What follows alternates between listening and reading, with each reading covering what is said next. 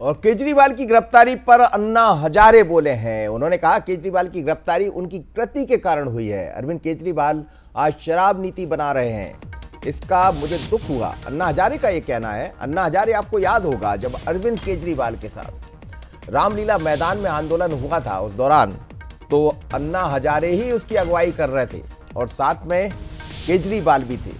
अन्ना हजारे वहीं रह गए और केजरीवाल मुख्यमंत्री बन गए। उन्होंने अपनी पार्टी बना ली। वो कहते थे हमें राजनीतिक पार्टी नहीं बनाना है, लेकिन केजरीवाल ने अपनी लाइन पकड़ी और वो आपके सामने है। तो वो कह रहे हैं कि जो हाल दिखाई दे रहे हैं, मुझे दुख होता है कि आखिर ये सब क्यों किया केजरीवाल ने। क्या कहा अन्ना हजारे ने, जरा सुनते हैं। के बारे में हम लोग आवाज उठाया था। आज वो शराब नीति बना रहा है, जिसका मुझे दुख हुआ, लेकिन करेगा क्या, सत्ता के सामने कुछ नहीं कर सकता। आखिर उसको जो अरेस्ट किया गया, अटक हुआ, वो उनकी कृति से हुआ। तो जो अटक हुआ है, अभी कानून के तौर पर जो होगा वो होगा, वो सरकार देखेगी, वो सोचेगी।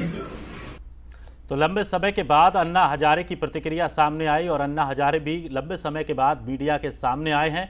निश्चित तौर पर अन्ना हजारे ही वो कड़ी थे जब लोकपाल को लेकर एक बड़ा देशव्यापी आंदोलन किया गया और उसी में से अरविंद केजरीवाल निकलकर सामने आए। लेकिन धीरे धीरे अरविंद केजरीवाल ने ऐसे फैसले लिए, उसके बाद अन्ना हजारे और अरविंद केजरीवाल के बीच फासले भी बढ़ते रहे और तमाम तरह की उस समय भी। लेकिन दिनेश, लंबे समय के बाद अन्ना हजारे दिखाई दिए हैं, बहुत लंबे समय के बाद अन्ना हजारे दिखाई दिए हैं, जिसमें वो अपनी बात रख रहे हैं और कह रहे हैं कि मुझे दुख होता है।